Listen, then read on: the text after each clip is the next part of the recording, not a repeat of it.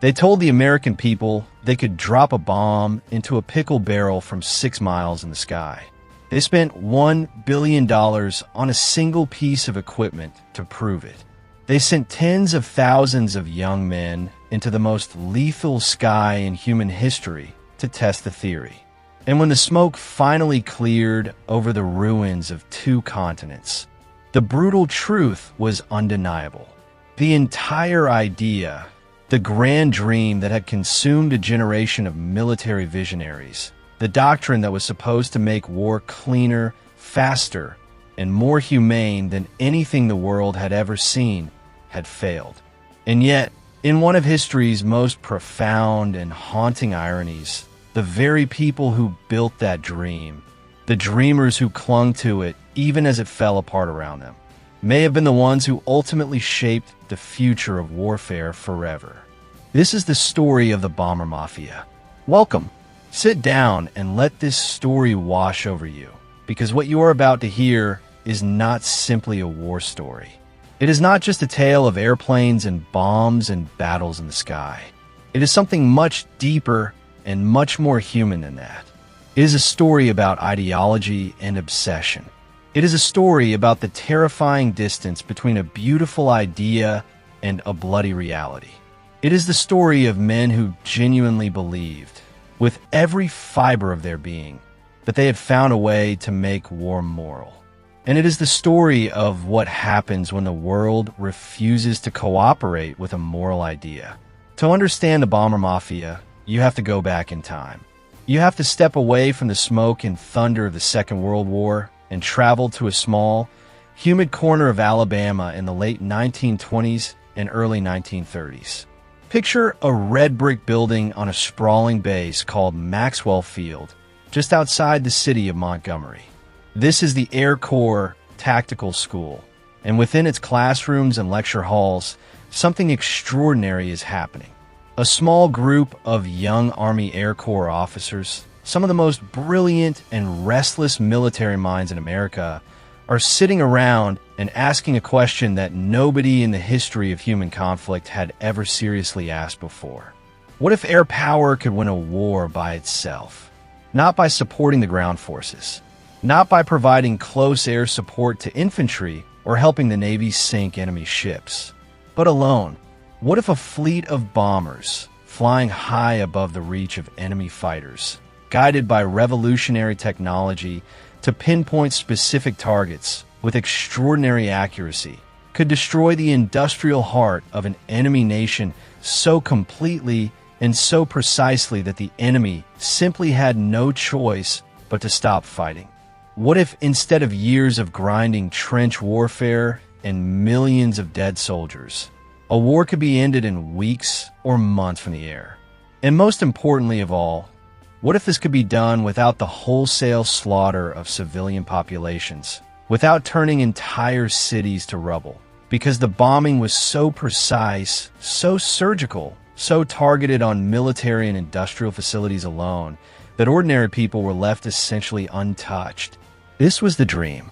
This was the radical, beautiful, morally compelling idea that animated the group of men who came to be known as the Bomber Mafia. The name itself is important. They did not call themselves that, of course. They called themselves simply the school.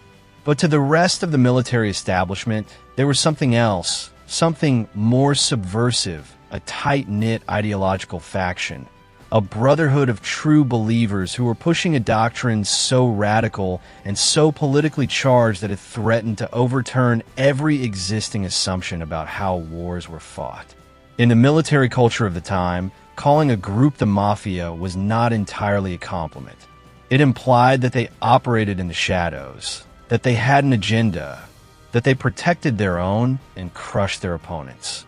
But it was also, in its way, a grudging acknowledgement of their power and their cohesion. The central figure in this story, the man who most completely embodied the spirit and the idealism of the Bomber Mafia, was a young officer named Haywood Hansell.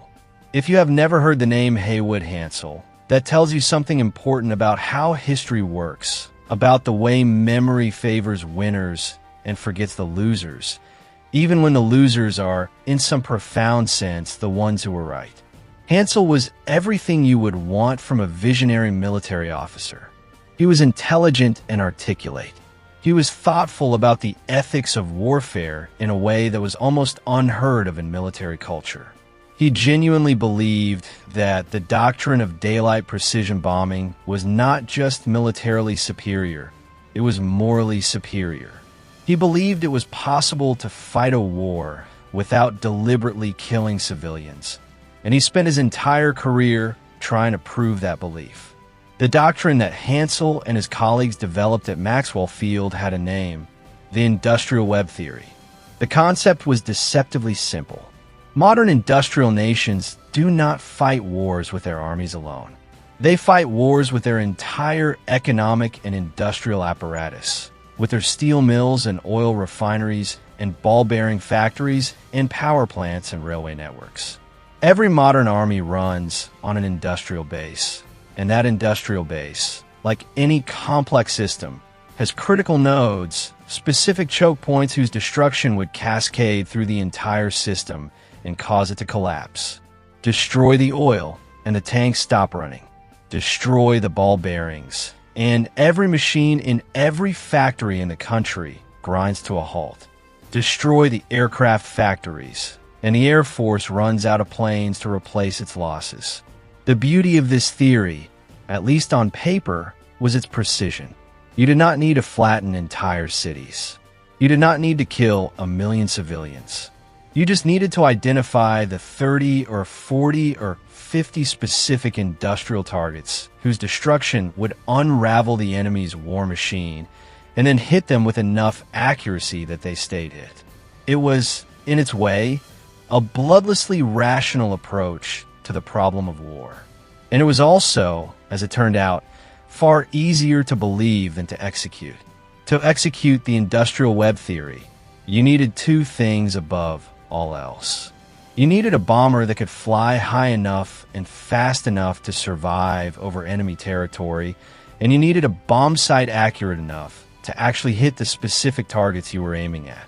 In the 1930s, the American military believed it had both. The bomber was the B-17, which Boeing began developing in the mid-1930s. The B-17 Flying Fortress was, by any standard of its era, a remarkable machine. It was large, powerful, and bristling with defensive machine gun positions.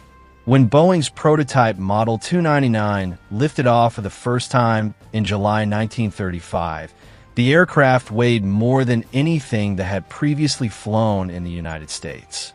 Its sheer size was awe-inspiring.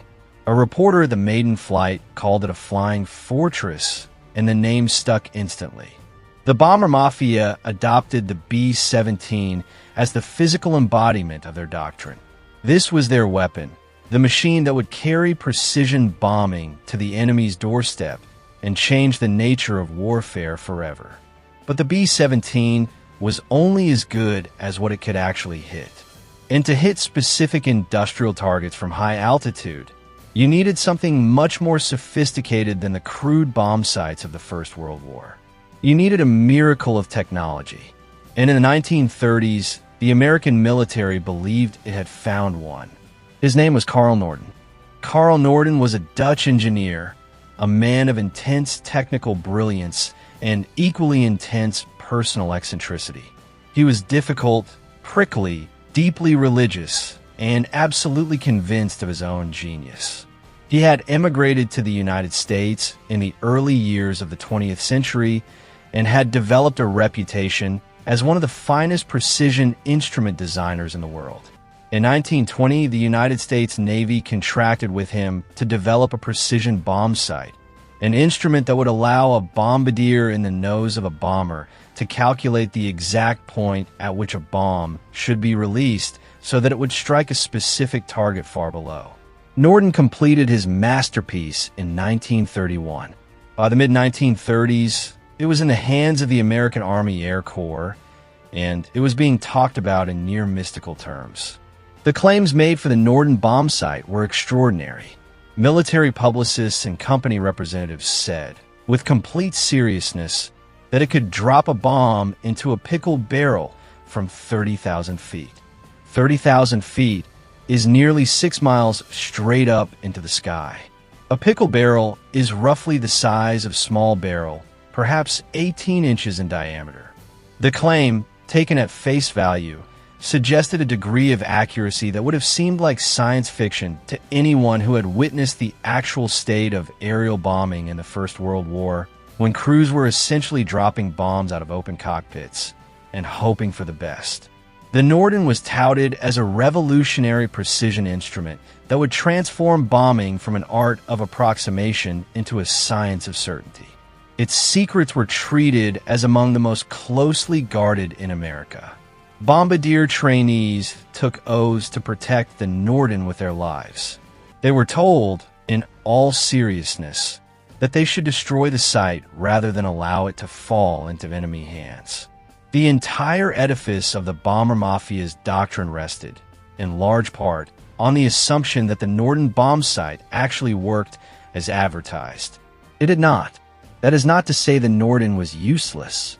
Under controlled conditions, in clear weather, with no enemy fighters or flak to contend with at moderate altitudes, the Norden was a genuinely impressive piece of technology. In pre-war demonstrations and training exercises, bombardiers produced remarkable results. Crews told stories of hitting simulated targets with extraordinary consistency on practice ranges in the American West. The device's reputation grew with each demonstration, feeding the mythology that surrounded it. And the mythology served a purpose. It made the whole dream of precision bombing seem technically achievable rather than wishful thinking. But there is an enormous difference between hitting a target on a practice range in New Mexico and hitting a ball-bearing factory in central Germany while being attacked by 300 Luftwaffe fighters and simultaneously trying to maintain a precise formation in high-altitude winds you had never experienced before. The reality of combat conditions destroyed every assumption that had been made on the practice range. Cloud cover, which blankets Europe for the majority of the year, made visual bombing impossible for days, sometimes weeks at a time. At high altitude over Germany, the bombers encountered winds of extraordinary violence. The jet stream, whose existence was not fully understood by American planners until they were already deep into the bombing campaign. These winds carried bombs miles off course. Turbulence made steady flying, which was essential for accurate use of the Norden, nearly impossible. Flak, the anti-aircraft artillery fire that erupted from the ground in terrifying clouds of steel and flame, forced bombers to take evasive action at the worst possible moment. And German fighters, pressing their attacks with ferocious skill and bravery, made every moment over the target a matter of survival rather than precision. The results were devastating, and not in the way American planners had hoped. Studies conducted during the war revealed that as few as 5% of bombs dropped by the 8th Air Force actually fell within 1,000 feet of their intended targets. The average missed distance for a 500-pound bomb dropped in the European theater was calculated at 1,673 feet. That is more than a quarter mile away from the aim point. There were examples of bombing raids in which many hundreds of bombs were dropped at a single small target, and only one or two made it close enough to cause any damage. There were cases where errors were measured not in hundreds of feet, but in miles. The device that was supposed to hit a pickle barrel from 6 miles up was missing entire factory complexes from 1.5 miles. A particularly brutal example of this gap between theory and reality involved the Yadis Steelworks in Japan, one of the critical early targets of the B-29 bombing campaign. In a raid involving 47 B-29s, only one aircraft actually hit the target area, and that single aircraft managed to land only one of its bombs within the designated target zone. That single bomb, a 500-pound general-purpose weapon, represented 1/4% of all the explosives dropped by that entire formation that day. This was precision bombing. This was the pickle barrel theory in practice. None of this was the fault of the Norden bombsight alone. The bombsight was actually quite sophisticated for its time. The problem was that the entire doctrine of daylight precision bombing had been built on assumptions tested under ideal conditions and then applied to a combat environment that was nothing like ideal. The planners at the Air Corps Tactical School had developed their theory on blackboards and in lecture halls and on clear weather practice ranges. They had not accounted for the jet stream. They had not fully accounted for cloud cover. They had not accounted for the effect of massive, three-dimensional air battles on the ability of a bombardier to line up and hold his aim. They had, in essence, built a cathedral on a foundation they had not tested thoroughly enough, and when the weight of reality came down on that foundation, it cracked. But the problems with accuracy, staggering as they were not even the most immediate crisis facing the doctrine of daylight precision bombing. The most immediate crisis was much simpler and much more brutal. The bombers were being shot out of the sky at a rate that could not be sustained. And the reason was a miscalculation that the Bomber Mafia had made from the very beginning, a miscalculation that their critics had warned them about repeatedly, and that they had refused to believe until the evidence was written in blood. From the earliest days of doctrine development at Maxwell Field, the Bomber Mafia had argued that a large formation of heavy bombers, with their multiple defensive machine gun positions covering every angle of approach, could defend itself against enemy fighter attack without the need for escort fighters. This was not an irrational idea in the abstract. A tight formation of B-17s presented a staggering array of defensive firepower, theoretically crossing fire from dozens of .50 caliber machine guns that could fill any approaching zone with lead. On paper, it seemed plausible that such a formation might be able to fight its way through to a target and back home again. In practice, it was catastrophically wrong. The German Luftwaffe was not composed of theory. It was composed of combat veterans, many of whom had been flying and fighting since the Spanish Civil War, experienced pilots of extraordinary skill and tactical innovation who had learned from every engagement they had ever fought. And they had a very simple answer to the interlocking defensive firepower of the American bomber boxes: attack from the front. Head-on attacks, made at closing speeds of more than 500 miles per hour, gave the bombers' defensive gunners a fraction of a second to react, and they could often not respond effectively. Other Luftwaffe innovations, including attacks with rockets fired from outside the range of the defensive guns and coordinated swarm tactics using dozens of fighters simultaneously, systematically eroded the bomber formations before they reached their targets. The bombers were dying in enormous numbers. To truly understand what daylight precision bombing cost the men who flew it, you need to stop and sit with some numbers. When a crew of 10 men climbed aboard a B-17 in England and flew toward Germany in 1943, they were required to complete a tour of 25 missions before they could rotate home. 25 missions before you were allowed to stop flying into the most dangerous airspace in the world. 25 missions before the ordeal was officially over. At the height of the unescorted bombing campaign in 1943, the statistical probability of a crewman surviving his full tour of 25 missions was, by some calculations, effectively zero. The loss rates were so high that completing a tour was not just difficult, it was mathematically unlikely. Young men understood this. They climbed aboard their aircraft knowing the odds and flew anyway, because that is what soldiers do. But the cost was measured in broken bodies and broken families and a generation of young Americans who died in the cold skies over Europe before they had truly begun their lives.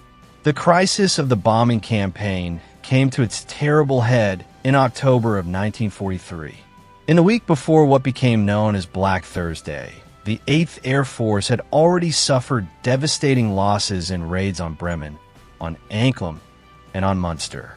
The air crews who were still flying were exhausted, shaken, and haunted by the empty seats at the mess table where their friends had sat the day before. And then, on the morning of October 14th, they were told they were going back to Schweinfurt. Schweinfurt was a city in Bavaria, a fairly unremarkable German town under ordinary circumstances. But it had the misfortune of housing a significant portion of Germany's ball bearing production. Ball bearings are small, precisely machined steel spheres that are essential components of virtually every piece of rotating machinery. Without ball bearings, tanks cannot operate, aircraft cannot fly, factory machines cannot run. The industrial web theorists had identified Schweinfurt's ball bearing plants as one of the most critical choke points in the entire German war economy. Destroy them, they argued, and Germany's ability to fight would collapse within weeks.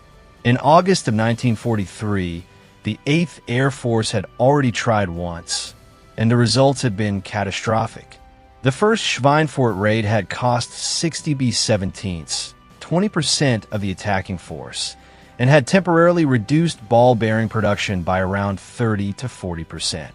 But the Germans had rebounded with remarkable speed. Ball-bearing production recovered, and so the 8th Air Force was going back. On that October morning, 291 B-17 flying fortresses took off from airfields across England and formed up into their box formations. The crews of those bombers flew east over the North Sea and over the European continent. And then, at the German border, their fighter escorts, P-47 Thunderbolts whose tanks did not hold enough fuel to fly all the way to the target and back, turned for home. The bombers were alone. What followed was a battle unlike anything in the history of air warfare up to that point. 300 Luftwaffe fighters tore into the American formations with remorseless fury. The sky over Germany filled with burning aircraft, exploding fuel tanks, parachutes, and the desperate radio calls of dying men. Crews in later formations reported that they could follow the route of the bombers ahead of them by the trail of smoke and flame rising from aircraft that had already been shot down. In one bomb group, 13 aircraft of the 14 that flew failed to return. The 305th Bomb Group alone lost 13 out of its 15 aircraft that day. One bomb group that started with 14 planes came home with one. By the time the surviving aircraft struggled back to their bases in England that evening, the numbers were almost unbelievable. 60 B-17s had been shot down over Germany and over the English Channel. 17 more were so badly damaged that they would never fly again. Another 121 had sustained varying degrees of damage. 650 men out of the 2,900 who had flown the mission were killed, wounded, or missing in action. That represented 22% of the entire force. 22% lost in a single day. It remains one of the highest casualty rates in a single American air operation in the entire history of the Second World War. The raid earned its name, Black Thursday, not as a poetic metaphor, but as a simple statement of fact. It was, as one historian wrote, a crushing disaster. The American official history of the Army Air Forces acknowledged the brutal truth that most commanders already knew. The 8th Air Force had, for the time being, lost air superiority over Germany. Deep penetration raids without fighter escort were suspended. The doctrine of the unescorted daylight bomber had been proved, at the cost of thousands of lives, to be wrong. But the suspension of deep raids was not the end of the story. It was, in many ways, the turning point. Because even as Black Thursday revealed the catastrophic flaw in the idea of unescorted bombers, it also revealed the solution. The fighters needed to be longer ranged. And in the American aviation industry, the answer was already being built. The North American P-51 Mustang is one of the most celebrated aircraft in the history of aerial warfare, and its impact on the daylight bombing campaign cannot be overstated. The Mustang, with its laminar flow wing and its extraordinary range when equipped with drop tanks, could do something no previous American fighter could do. It could fly all the way to Berlin and back while still being fast enough and maneuverable enough to take on anything the Luftwaffe could put in the air. When P-51s began escorting the 8th Air Force's bomber formations in early 1944, the entire dynamic of the air war changed almost overnight. The critical strategic decision, one of the most consequential of the entire air war, was made by General Jimmy Doolittle, who took command of the 8th Air Force at the beginning of 1944. Doolittle freed the escort fighters from their previous role as close escorts, glued to the bomber formations and forbidden to chase German fighters off to engage them independently. Instead, he told the Mustang pilots to go out and hunt. Go find a Luftwaffe, go down to their airfields, and destroy them on the ground if they would not come up and fight. Go kill the German fighter force wherever you find it. This was a fundamental change in philosophy from protecting the bombers to destroying the enemy air force as a strategic objective in its own right. The results were transformative. The missions in February 1944, which became known collectively as Big Week, saw the 8th and 15th Air Forces launch repeated massive attacks against German aircraft production facilities, with P-51 escorts that could now accompany the bombers all the way to the target. The Luftwaffe rose to defend its factories exactly as the American planners wanted, and in the brutal air battles that followed, the German fighter force was ground down at a rate it could not sustain. Germany had excellent pilots and excellent aircraft, but it could not replace experienced pilots nearly as fast as it was losing them. The attrition of Big Week, combined with the subsequent months of relentless combat, ultimately broke the back of the Luftwaffe as an effective daylight interceptor force. By the summer of 1944, with fighter escort established and air superiority genuinely achieved, the precision bombing campaign that the Bomber Mafia had dreamed of began, at last, to produce the results they had predicted. The oil campaign, the systematic targeting of Germany's synthetic fuel production facilities, is now considered by most historians to have been among the most effective strategic bombing operations of the entire war. The critical insight that had eluded earlier campaigns was simple. Germany was a highly mechanized war machine that was absolutely dependent on petroleum. Destroy the oil and you destroy the war machine, because tanks without fuel are just steel boxes and aircraft without aviation gasoline are just sophisticated kites. Albert Speer himself, the Nazi armaments minister, said after the war that it was the oil campaign that ultimately crippled Germany's ability to fight. He was not exaggerating. As Allied bombers systematically destroyed one synthetic fuel plant after another through the second half of 1944, Germany's fuel production collapsed. Aircraft that were fully built and ready to fly sat on airfields because there was no fuel to put in them. Tank crews who had been trained and were ready to fight had no gas for their vehicles. The Wehrmacht began rationing fuel in ways that fundamentally constrained its tactical options. German commanders complained bitterly that they could not move their forces the way they needed to because the bombers had taken away their fuel. The precision bombing of specific industrial choke points, the basic idea of the industrial web theory, was working. It had just taken far longer, cost far more, required far more lives, and far more resources, and depended far more on fighter escort than the Bomber Mafia had predicted. But while the precision bombing campaign was grinding Germany down in Europe, something very different was happening on the other side of the world. And it was in the Pacific theater that the conflict between the dream of precision bombing and the brutal reality of total war reached its most morally complex and historically consequential resolution. The B-29 Superfortress was, in purely technical terms, the most sophisticated aircraft ever built up to that point in human history. At $3.7 billion, the B-29 B-29 program was actually more expensive than even the Manhattan Project that created the atomic bomb. It could fly higher, farther, and faster than any previous bomber, and it represented the absolute pinnacle of the Bomber Mafia's technical vision. In it, they saw the instrument that would finally allow precision bombing to achieve its ultimate potential, to defeat Japan from the air without the need for the nightmarish ground invasion that American military planners estimated might cost 1 million American casualties. The man put in charge of the B-29 campaign in the Pacific was Haywood Hansell, the same idealistic visionary who had been at the heart of the Bomber Mafia at Maxwell Field.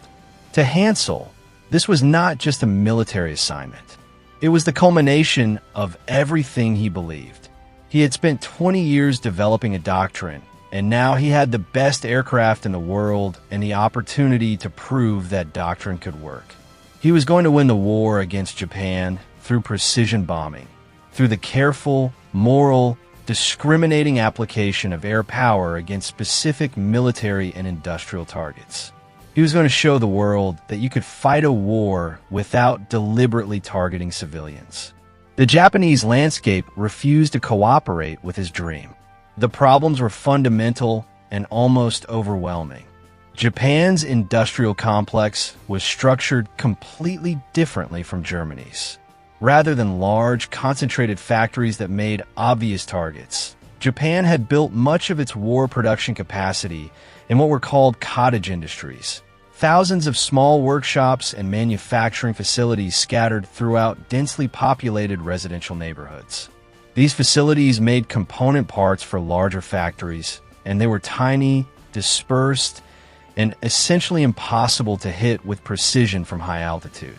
Even if a bomber crew managed to drop their bombs exactly where the Norden bombsight told them to, they might hit one small workshop and leave 500 others untouched in the surrounding blocks. And then there was the weather.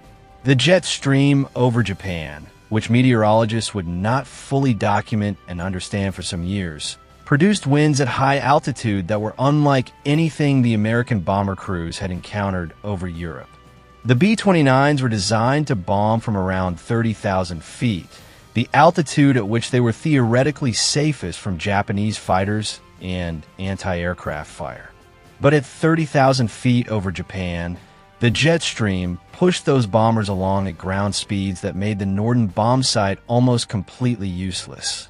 The bombs would be carried miles downwind before they reached the ground. On the famous early raid on the Yada Steel Works, out of 47 B-29s and 376 bombs dropped, exactly one bomb hit the designated target area. One bomb, 0.25% of the total ordnance expended, came close to the intended target. Hansell was trying to do precisely the kind of surgical precision bombing that the doctrine demanded, and the physics of the Pacific War were making it essentially impossible. The pressure on Hansell was enormous. General Hap Arnold, the commander of the Army Air Forces, had staked his reputation and his career on the B-29, and the B-29 was not delivering results. Arnold suffered his fourth heart attack in January of 1945, a measure of the stress under which he was operating. He needed results. He needed the B-29 to prove that strategic bombing could win a war.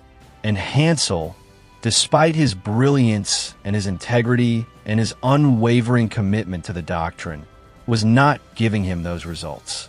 In January of 1945, Haywood Hansell was relieved of his command. He was replaced by a man who was, in almost every personal and professional respect, his opposite. Where Hansell was poetic and idealistic and morally driven, his replacement was blunt, calculating, ruthless, and absolutely focused on results rather than method. His name was Curtis LeMay. Curtis LeMay is one of the most controversial figures in the history of American military service. His pilots called him Iron Ass, a nickname that captured something essential about the man. He was physically formidable, emotionally remote, and possessed of an almost frightening clarity of purpose. He had suffered from Bell's palsy earlier in the war, which left one side of his face partially immobile and gave him a permanently intimidating, stone-faced expression that was entirely appropriate to his character. He had been a highly effective bomber commander in Europe, famous for his innovation, his physical courage, and his absolute refusal to accept failure as an option. When he arrived on Guam in January 1945 to take over the XXI Bomber Command, he was handed a situation that would have broken lesser men, and he looked at it with the cold, analytical eye of a man who did not believe in the luxury of idealism. LeMay studied the problem of Japan for weeks after his arrival. He looked at Hansell's results. He studied the industrial structure of Japanese cities. He studied the meteorology. He consulted the intelligence reports. And he came to a conclusion that was the precise antithesis of everything Haywood Hansell had spent his career fighting for. Precision bombing at high altitude in daylight against Japan could not work in any time frame that mattered. Japan was going to be firebombed. The decision LeMay made was, by any measure, one of the most consequential in the history of aerial warfare. He decided to abandon high-altitude daylight precision bombing entirely for the Japan campaign and instead strike Japanese cities at night, at low altitude, somewhere between 5,000 and 9,000 feet, with incendiary bombs designed to start fires rather than blast apart specific structures. He stripped his B-29s of their defensive guns, except for the tail gun, to allow them to carry more incendiaries. He ordered his crews to fly individually rather than in formation. He told his intelligence officers that he fully expected to lose 70% of his aircraft on the first mission, an expectation that, if fulfilled, would have been the most catastrophic loss rate in the history of American military aviation. He made this decision on his own authority, without formally consulting Arnold, because he wanted to protect his superior from blame in case it all went wrong. On the night of the 9th and 10th of March, 1945, 334B, 29 superfortresses took off from their bases in the Mariana Islands and flew north toward Tokyo. They carried 1,665 tons of incendiary bombs, primarily cylinders of napalm and white phosphorus. They arrived over the city after midnight. The first Pathfinder aircraft marked the target area with burning napalm, sketching a great fiery X across the densely packed wooden neighborhoods of eastern Tokyo. Then the main force came, bomber after bomber, individual aircraft dropping their loads of fire across the designated target zone. What followed was indescribable. Tokyo in 1945 was a city built almost entirely of wood and bamboo, and the incendiary bombs found purchase immediately. The fires spread with terrifying speed, driven by winds of up to 45 miles per hour that fanned the flames into a firestorm of apocalyptic proportions. The heat in the target zone reached 1,800 degrees Fahrenheit, hot enough to melt steel and to literally boil the water in the canals and rivers where terrified civilians tried to take refuge. The asphalt streets caught fire. The bridges burned. Entire neighborhoods that had been home to hundreds of thousands of people were consumed in the space of a few hours. By the time dawn broke on March 10th, 16 square miles of central Tokyo had been destroyed. 267,000 buildings were gone. More than 100,000 human beings were dead, mostly civilians, many of them women and children who had fled from their homes in the night and been overtaken by the firestorm. Another 1 million people were homeless. Operation Meeting House, as it was designated in American military records, was not only the single deadliest air raid of the Second World War. It was the single deadliest air raid in the history of human conflict, causing more death in a single night than either of the atomic bombs that would follow 5 months later. LeMay considered the raid success, and in strict military terms, he was not wrong. The destruction of Tokyo's cottage industries cut the city's industrial output in half. The firebombing strategy was repeated against Nagoya, against Osaka, against Kobe, and eventually against 63 Japanese cities in total. The combined effect of these raids, together with a naval blockade that was strangling Japan's supply of raw materials, was devastating Japan's ability to continue the war. The industrial argument for firebombing, the one that cut through the moral complexity to a simple military calculus, was that LeMay's strategy was working when Hansell's had not. LeMay himself later made what may be the most brutally honest statement any military commander has ever made about his own actions. He said, "If we lose, we will be tried as war criminals." He understood, in other words, that what he was doing, the deliberate targeting of civilian populations with incendiary weapons designed to create firestorms, was something that would be judged very differently depending on whether the war was won or lost. He was not troubled by this, or at least he showed no sign of being troubled. He had a war to win. But Haywood Hansell, the man who had been replaced because he would not take those actions, the man who believed to his dying day that precision bombing was the moral path, even when it was the harder path, was devastated. Not just by his personal loss, but by what he saw coming after. He had dedicated his life to the idea that it was possible to fight a war without deliberately killing civilians, and he watched from the sidelines as that idea was discarded and replaced by something that would have seemed, to the young idealist at Maxwell Field, indistinguishable from the area bombing that the Bomber Mafia had always defined themselves against. Here is where the story becomes genuinely complicated and genuinely important for understanding not just the Second World War, but the entire question of strategic bombing and its moral legacy. Because the bombing campaign against Japan, both the failed precision campaign of Hansell and the devastating firebombing campaign of LeMay, raises questions that do not have simple answers. Was LeMay's firebombing morally justified? Was it necessary?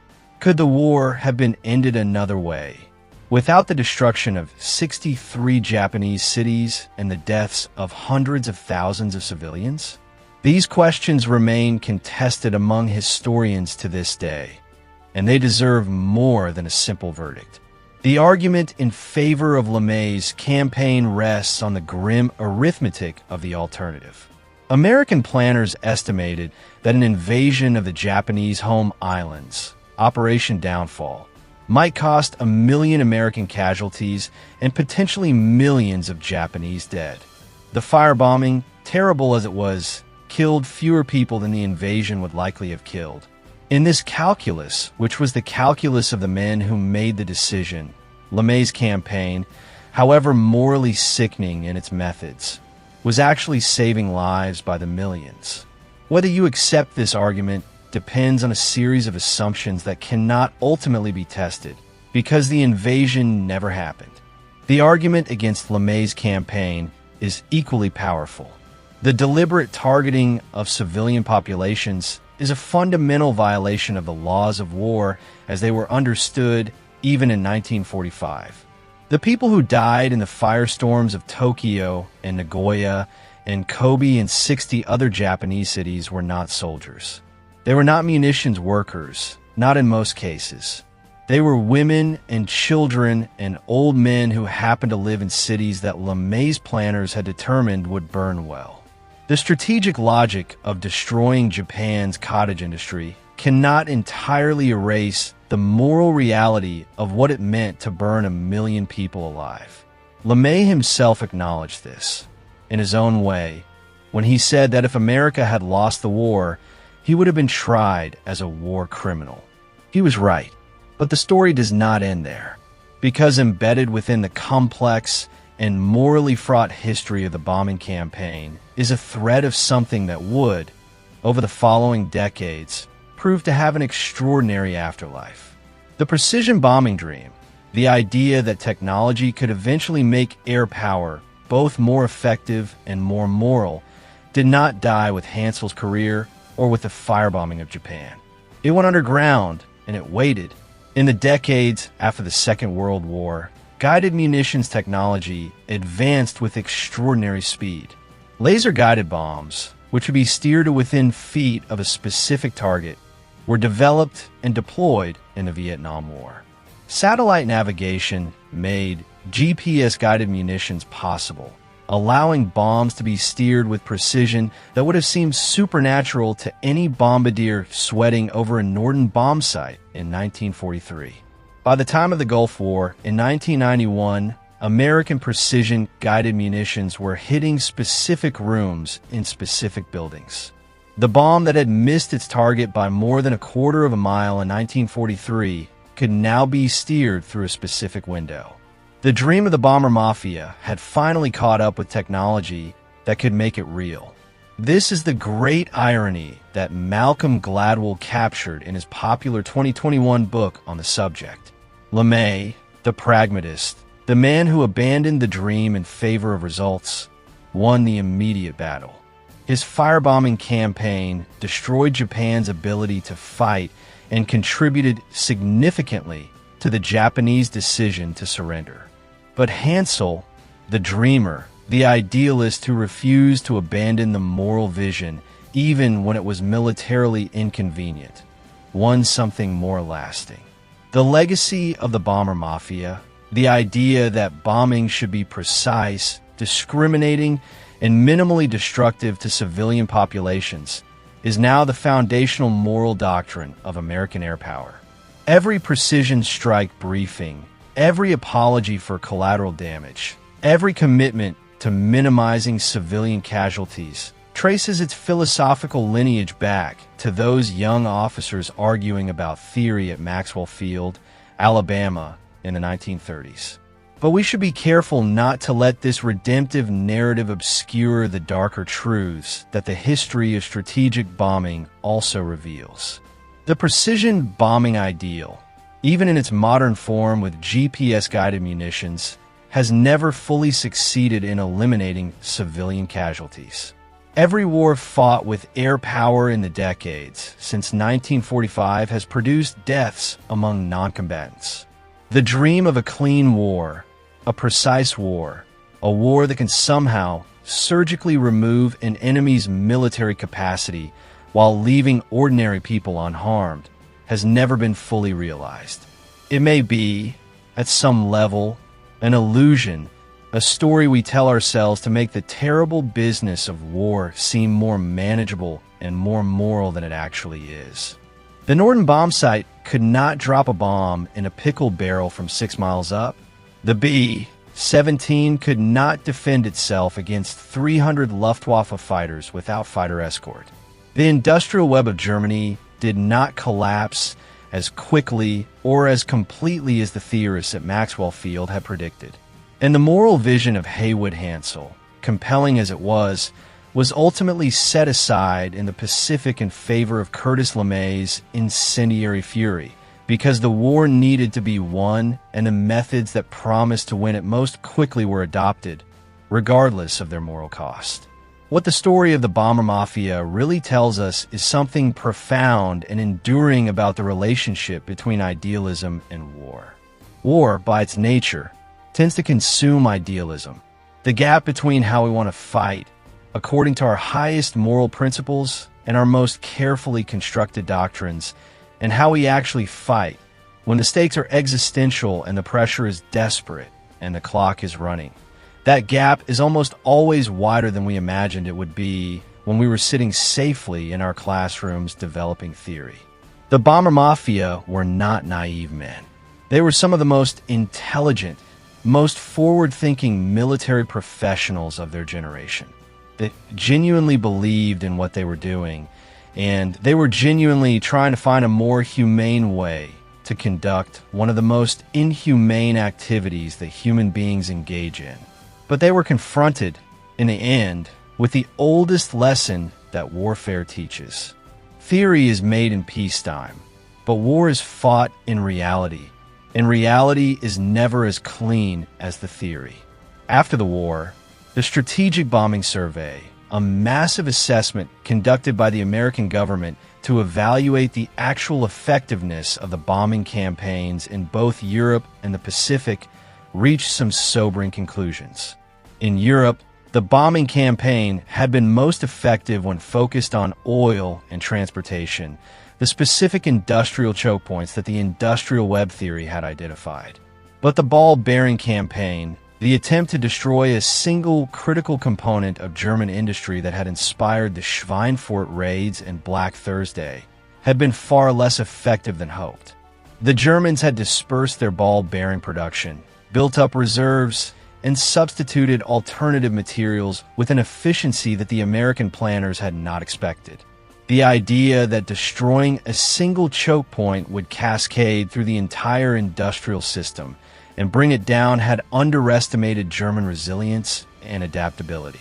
In the Pacific, the survey concluded that Japan was already on the path to defeat before the atomic bombs were dropped, and that the firebombing campaign had contributed significantly to undermining Japan's capacity and will to continue fighting. But it also noted that the blockade, which was strangling Japan's imports of raw materials and oil, was at least as important a factor. Japan was not brought to its knees by bombing alone. The men who had built the dream of the Bomber Mafia lived with these realities in different ways. Curtis LeMay went on to lead the Strategic Air Command in the early Cold War years, transforming it into the nuclear strike force that was America's primary deterrent against the Soviet Union for decades. He remained unrepentant about his wartime decisions until the end of his life. He was also, in his post-military career, something of a political disaster, running for vice president in 1968 on George Wallace's segregationist ticket, a choice that permanently damaged his historical reputation and overshadowed his genuine military contributions. Haywood Hansell lived until 1988, and he never fully made his peace with having been relieved of his command and replaced by LeMay.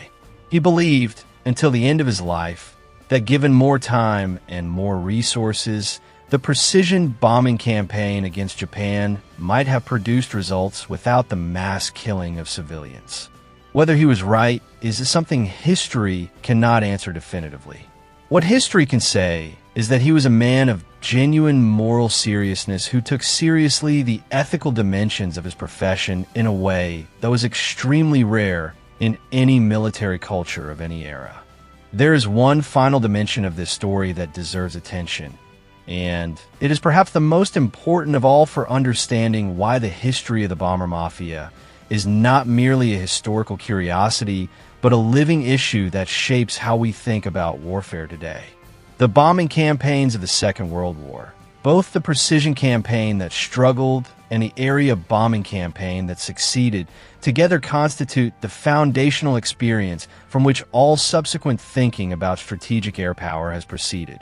Every debate about drone strikes and their civilian casualties, every argument about the proportionality of air power in modern conflicts, every discussion about whether precision-guided munitions have truly solved the moral problem of aerial bombing, is a direct continuation of the arguments that Haywood Hansell and Curtis LeMay and the officers of the 8th Air Force and the XXI Bomber Command were having in the 1940s.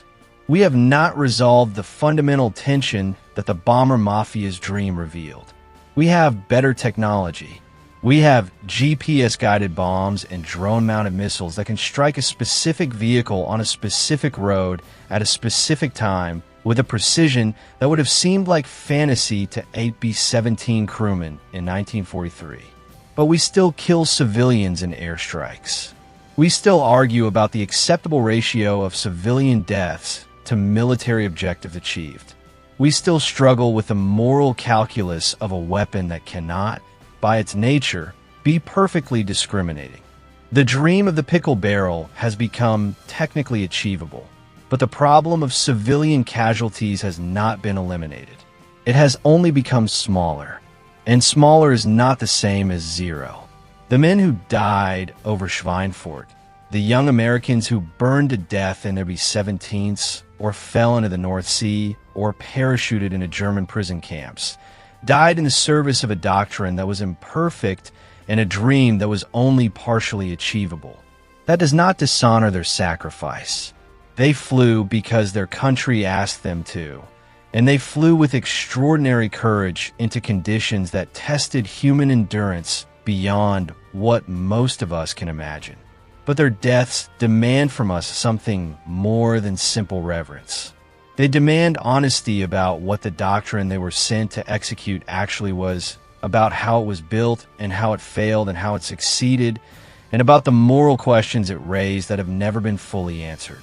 The story of the Bomber Mafia is, in the end, a story about the limits of technology, the limits of theory, the limits of moral ambition in the context of a war being fought for survival. It is a story about what happens when a beautiful idea meets the unbeautiful reality of industrial-scale killing, and about the various ways that human beings respond when the gap between what they want to do and what they find themselves doing proves impossible to close. Some respond like Hansell, by refusing to cross the line even when crossing it might have produced faster results. Some respond like LeMay, by crossing the line without hesitation because the goal justifies the method.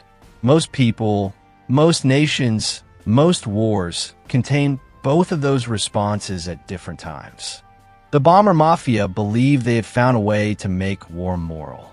History gave its verdict, and the verdict was, as history's verdicts usually are, complicated. They were wrong about the technology. They were wrong about the tactical feasibility. They were wrong about the timeline and the cost. But they may have been right about the direction. The idea that air power should be precise, discriminating, and morally constrained is now so deeply embedded in the doctrine of the United States Air Force that it is essentially invisible, treated not as a debatable proposition, but as an obvious given. That invisibility is the measure of how completely the Bomber Mafia's vision has been absorbed into the culture of American military power. Whether that vision has made war more moral in practice, or whether it has simply provided a more sophisticated moral vocabulary for justifying the same terrible reality, is a question that each of us must answer for ourselves. The bombs are still falling. The cities are still burning. And somewhere in every briefing room where a commander is explaining why the strike that just killed 20 civilians was a legitimate military action, the ghost of the Bomber Mafia is still making its argument, still try to persuade the world that there's a way to do this cleanly, still reaching, after all these years, for the pickle barrel from 30,000 feet. They have not hit it yet, but they have never stopped trying.